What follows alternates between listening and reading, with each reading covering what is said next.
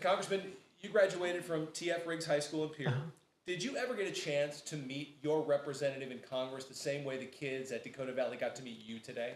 Yeah, that is the one nice thing about being here in the more rural heartland of America, is that I don't want to say there's an expectation, but it's not unusual to meet your congressman when you're growing up. And many of them over time became friends. I mean, John Thune was my congressman when I was in college. Of course, now he's a working colleague in Congress with me, and he's also the Senate Majority Leader. And so, yes, growing up in the state capitol, I had a great opportunity to meet a lot of great public servants. Why talk to those kids, some of whom may not be able to vote yet? Well, yeah, most of them cannot vote for me, but I don't. To me, the politician looks to the next election, the statesman looks to the next generation, and I really believe in this American experiment. I think we've got something special here. The last 250 years have at times been a little rocky, but listen, I'm buying American stock. I think the next 250 years could be pretty great as well, but not if we don't have leadership. And I'm just trying to make sure that those great young leaders understand the role that they need to play in the future of Nebraska and Iowa and South Dakota and the United States of America.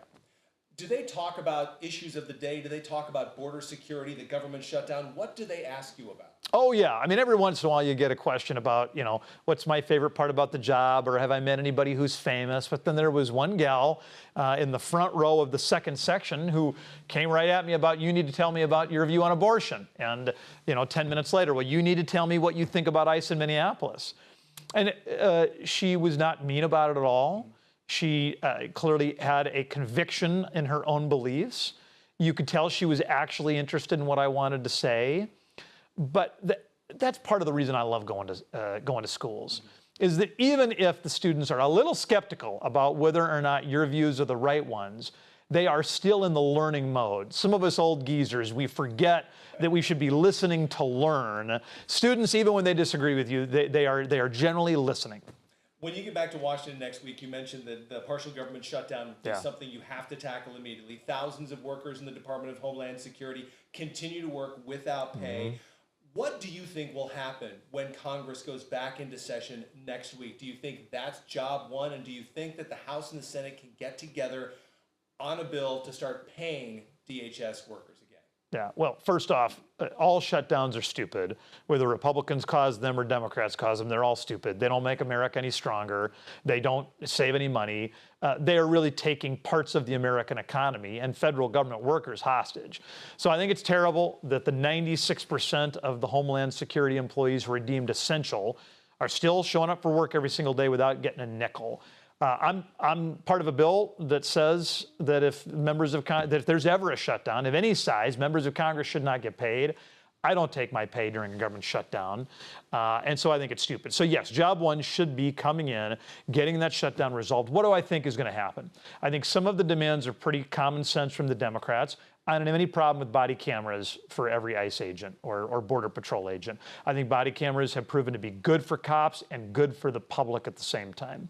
Some of the demands, like you shouldn't be able to go pick up any violent criminal or accused violent criminal at all of these types of locations. Never in a government building, never at a school, never in a church. Listen, if somebody's accused of murder and they happen to be an illegal, we should be able to go pick them up under the right set of circumstances. What I think is going to happen is the most ridiculous demands from the Democrats are going to fall by the wayside. The strongest and most logical demands are going to stick. It's going to be a deal like deals always are, which is everybody's a little irritated by it. Nobody gets more than about 2/3 of a loaf. But you know what that's called? Governing a country. We often talk about continuing resolutions to continue funding the federal government, a little bit like kicking the can down the street, right? What will it take for Congress to come together and actually get a complete budget passed and not continue to keep passing CRs?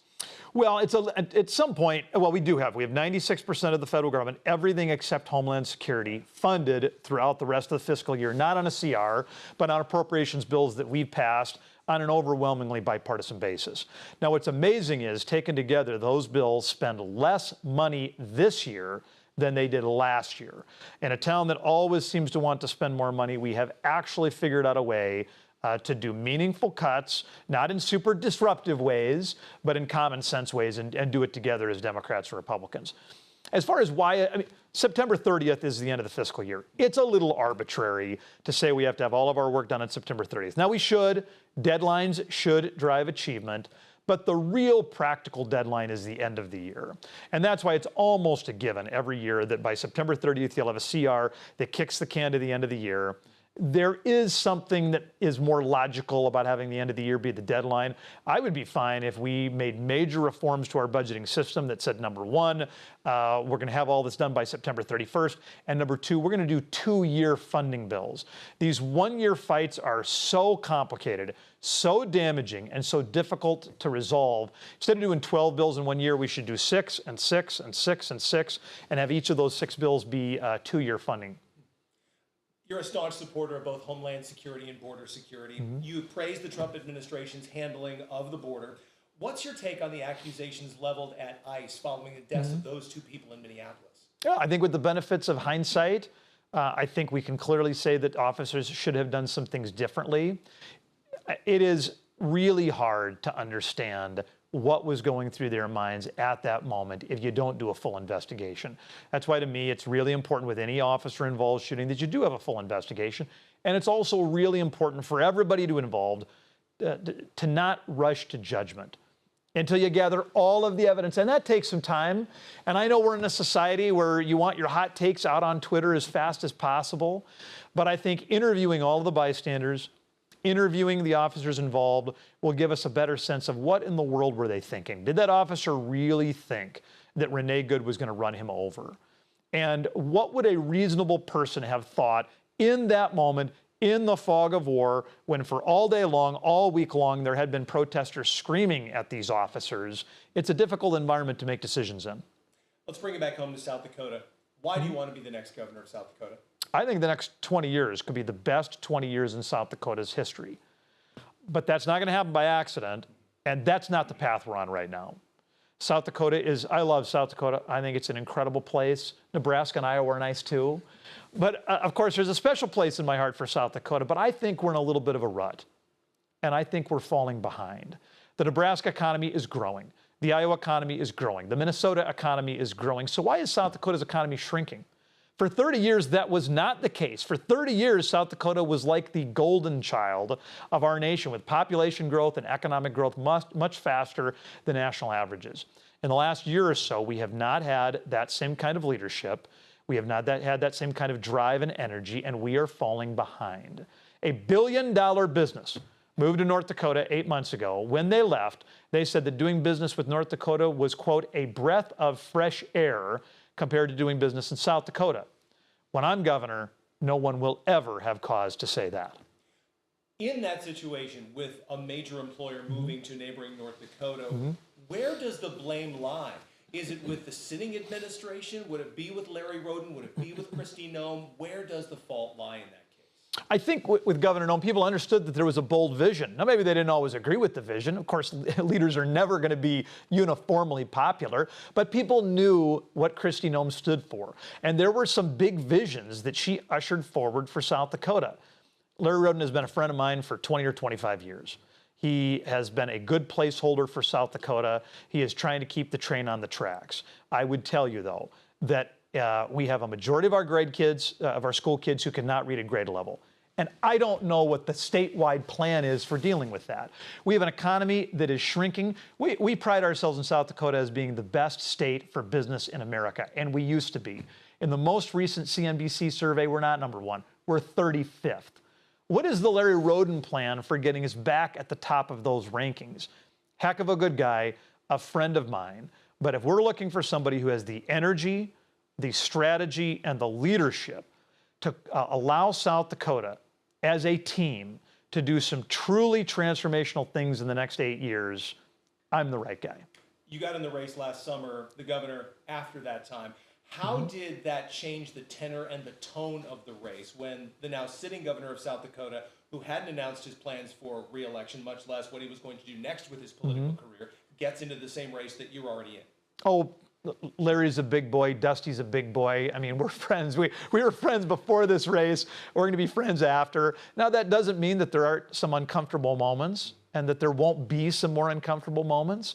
But this is not about feeling comfortable. This is not about who gets to slap somebody on the back or give them a high five or feel good about, when we go out to supper next. This is about what is the future of South Dakota over the course of the next 8 years. And the seeds that we plant in the next 8 years will determine whether or not my kids have better opportunities 20 years from now than I had available to me 20 years ago. This is not about comfort, this is about destiny. And that is worth being in an uncomfortable situation running against a friend. Why should South Dakota Republicans support you in the primary? And if you make it through the primary, why should all South Dakotans support you in the gubernatorial race? Well, I think past results are a pretty good indicator of future performance. And the reality is that there is only one person in this race who, long before DOGE was popular or controversial, was cut $127 million of government spending at the state level. I did that as Chief of Staff to Governor Dugard, and we came out of that stronger than we went in. There is only one person in this race who has helped usher through the most substantial working family tax cuts in the history of this country, as I did as a Chief Lieutenant to Mike Johnson and Speaker of the House and President Trump. There's only one person who I think routinely has shown a willingness to be an Energizer bunny of delivering real solutions, real proposals, real policies that whether you love them or not, you understand that there's some vision there, that we are not going to do the same old tired thing that too often we get stuck in a rut doing.